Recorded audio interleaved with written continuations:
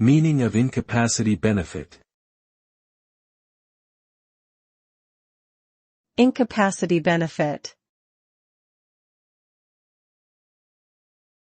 Incapacity benefit. Incapacity benefit. Incapacity benefit. Incapacity benefit is a type of Social Security benefit provided by the government to individuals who are unable to work due to an illness or disability.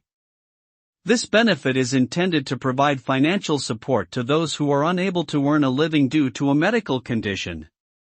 The amount of the benefit is determined by the individual's ability to work and their financial situation. Individuals may be required to undergo medical assessments to determine their eligibility for the benefit.